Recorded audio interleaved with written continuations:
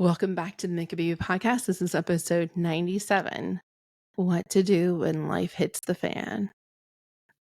This is an unscripted episode, and I don't even have an outline done, and it's done like this on purpose. I have not posted a episode, in over a month.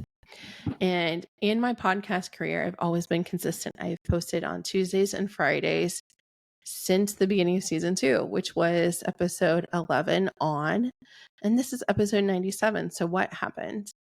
Well, life happened, and I didn't have any backlog of episodes, and I was tired. Life really caught up to me, and in the month of August, our son was home for 10 days. We got a new puppy. Ollie started school. We got new floors in our house, and it was really loud, disruptive to the point where I had headaches from all the pounding and the drilling and all the loud noises. And we still had a new puppy during all that time. And I run 2 businesses. And at the end of August, we went to Texas to see my husband's friends, or my husband's brother, not friends. And during the month of July, we had gone to Georgia to see a friend of mine.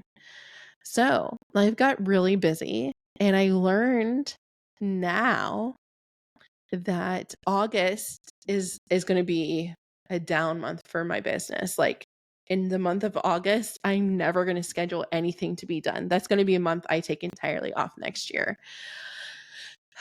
And then when we came back from Texas, I felt like something was off. And there's always this energetic hangover when you hang out with family, no matter how good something goes or know how awesome the memories were. There's always this like getting back into your groove and feeling like you again and unpacking and making sure everything's flowing again.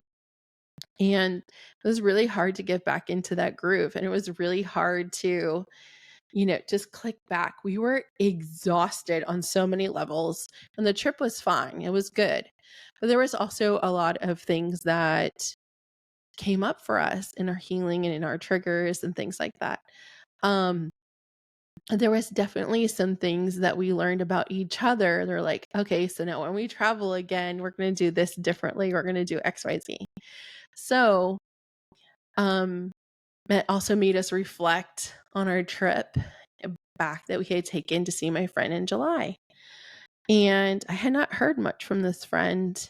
And now it's September. I'm home. My floors are done. My puppy is here. My kid's in school. We're all healthy. The dust can settle. And I had followed with this friend with phone calls and texts and no answer. And I was like, something's wrong. And this particular friend and I had been friends with for 15 years. And this was a friend I would say was considered family. She was a soul friend. She was one of my maids of honor, or bridesmaids in my wedding. I was her matron of honor when she got married. So this was like a true, deep best friend. And during our trip to see her in Georgia, she asked me some very direct questions about my beliefs and about Reiki. I've always been really respectful of others' beliefs and their path and their healing journey and where they're at. I am a very progressive person. I'm a very liberal person.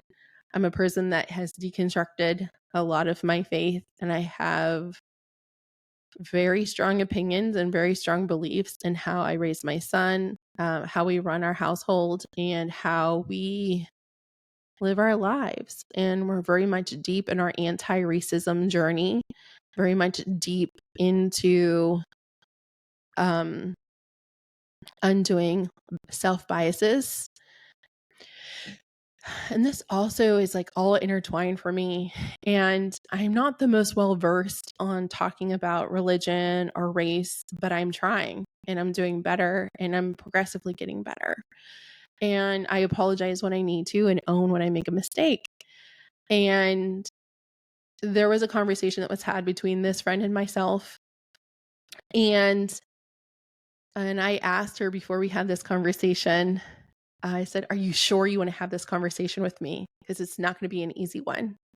And I'm not sure you're ready to hear all of the things that you're not like. There are going to be things that you really don't like. Are you sure you want to have this conversation?" And then she said, "I'm worried about your soul and the depths of hell when you die because of Reiki." And I said, "But you don't have to. There is no hell." And that's my personal belief system. And that comes from a personal experience from being an evidential medium in channeling. I have talked to dead people.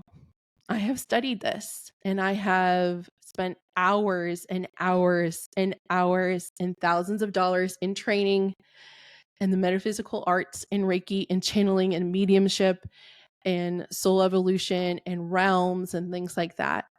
And we did have a conversation, but it was one where she was just terrified of everything that was coming out of my mouth. And I knew by the end of that conversation, our friendship would be different, but I didn't know it would be over.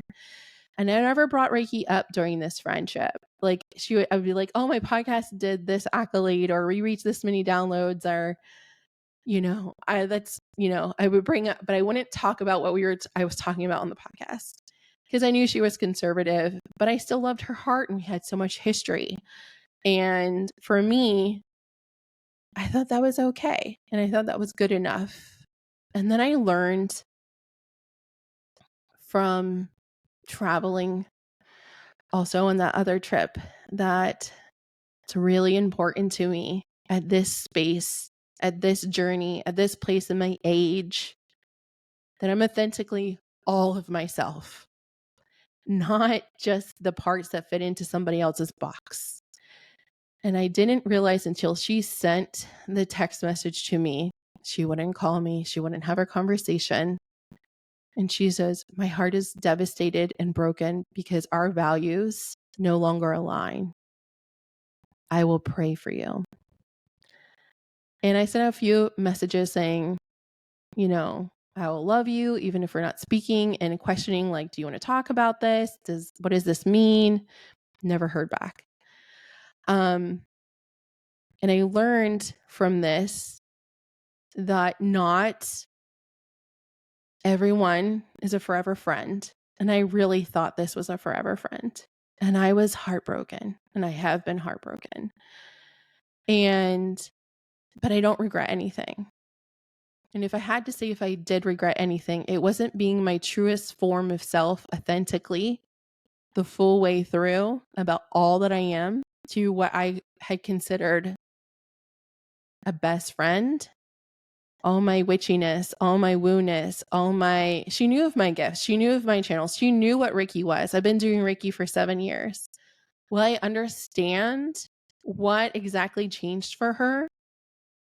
I don't think I ever will. And I'm not going to try to. I'm not going to try to convince someone to see my worth, to see what I am great at. I'm not going to try to spend energy on someone who I also know very well. When she makes a decision, she's steadfast in it. She's decided.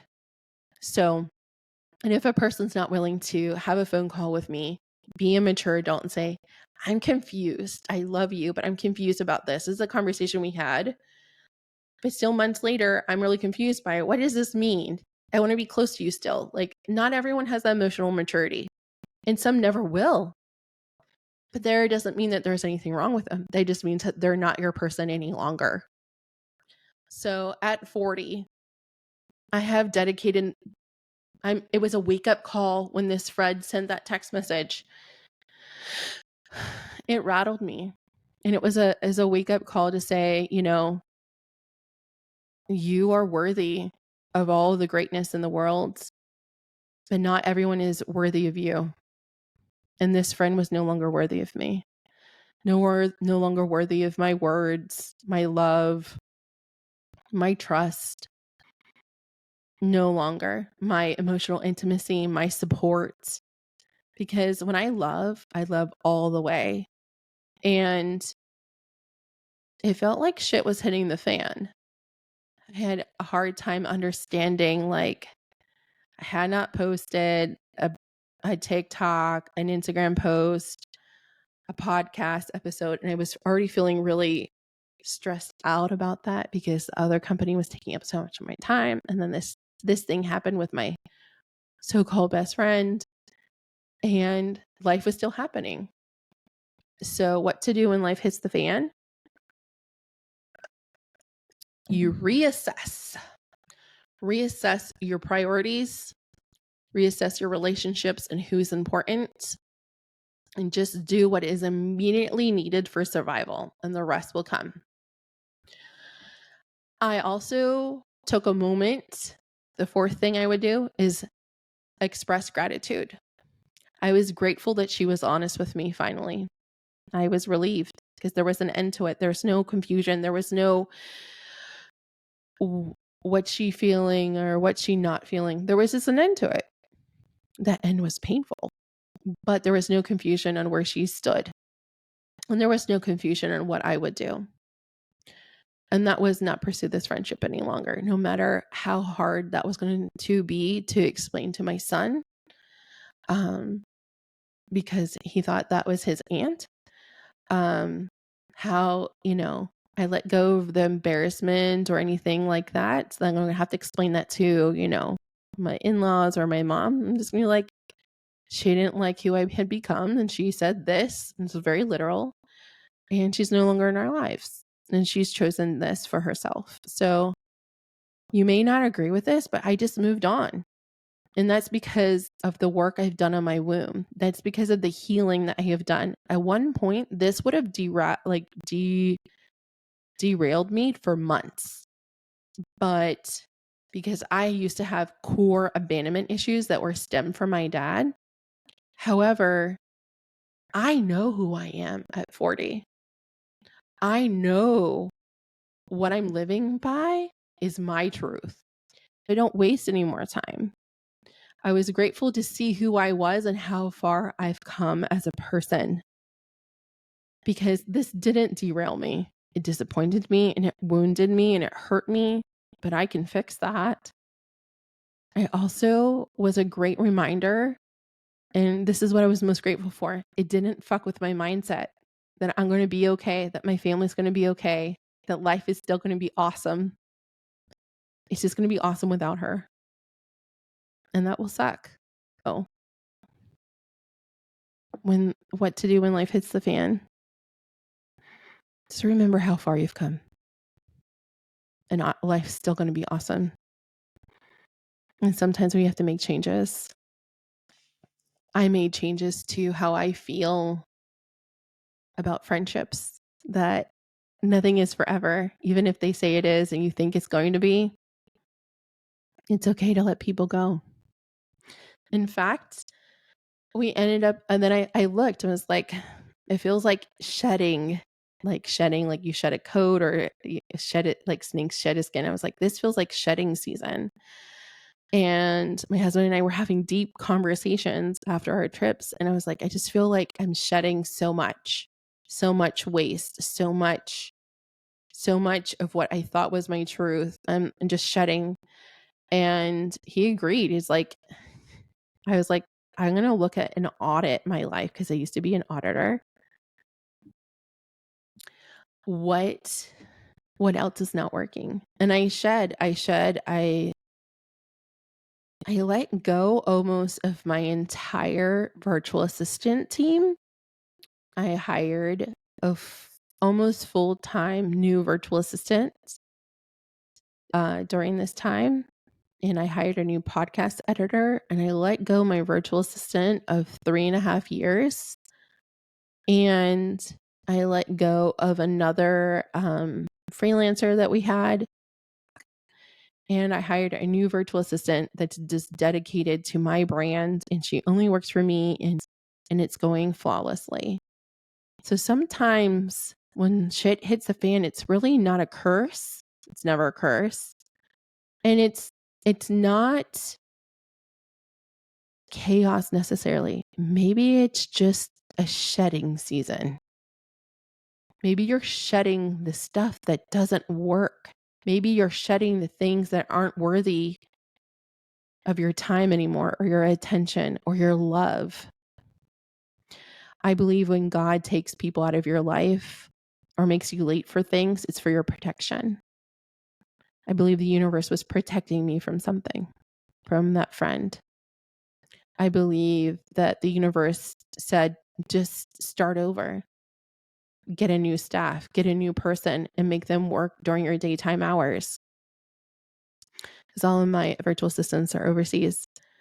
Pay them more and let them work your daytime hours. You'll get more done. That was a download I got from my spirit guides. I did. And the person I hired is so phenomenal. The new podcast editor that I hired that starts next week, phenomenal.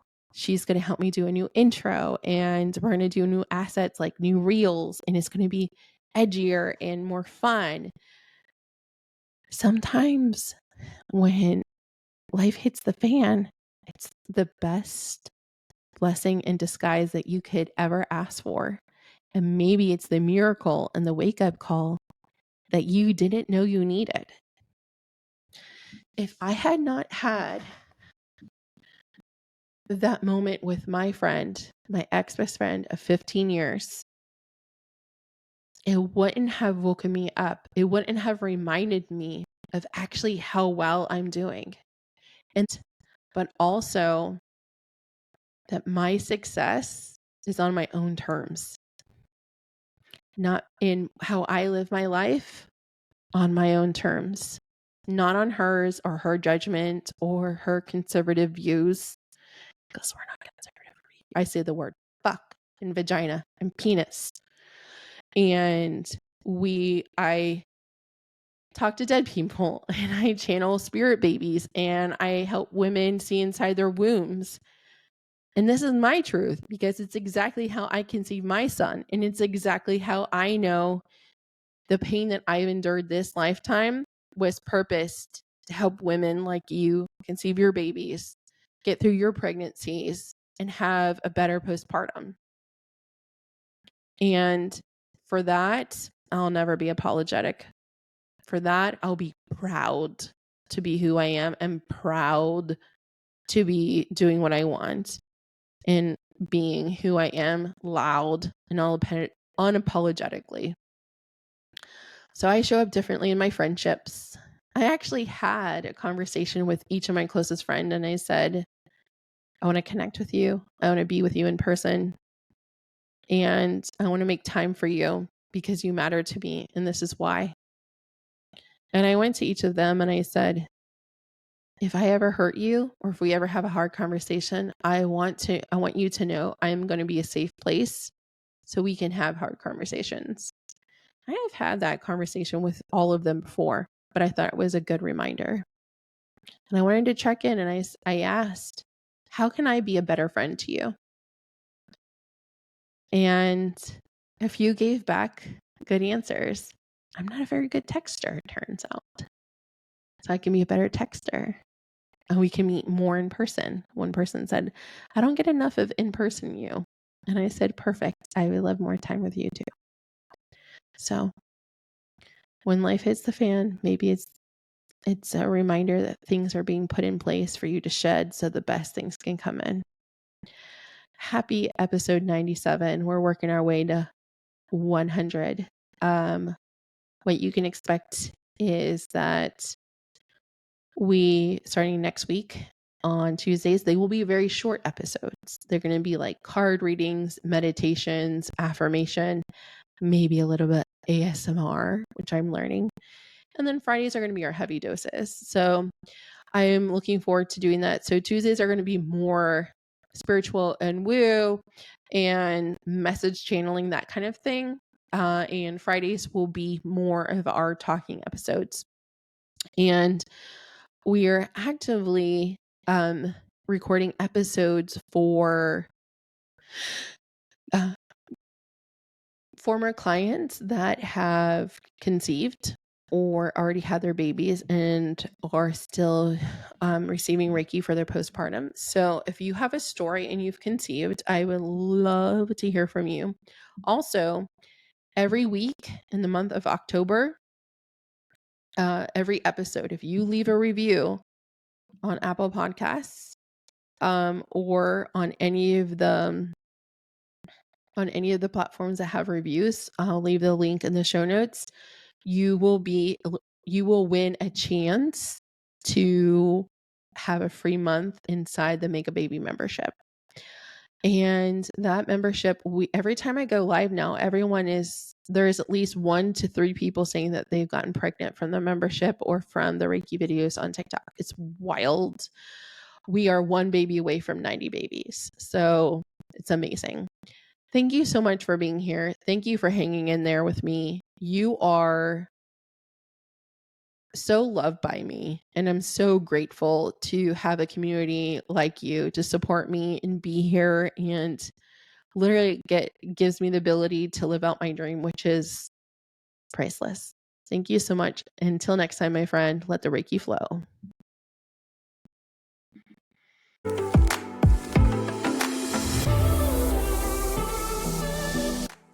Frustrated being told you are fine by your doctor, exhausted from negative pregnancy tests every month, wanting a deeper connection on your fertility journey with your spirit baby? The Make a Baby membership is exactly what you need. Using Reiki will help you connect to your spirit baby, heal the trapped emotions blocking fertility, and support you in our life-changing community. With over 90 Reiki babies, we invite you to try the Make a Baby membership for free. Check it out in the show notes. Let's get you pregnant.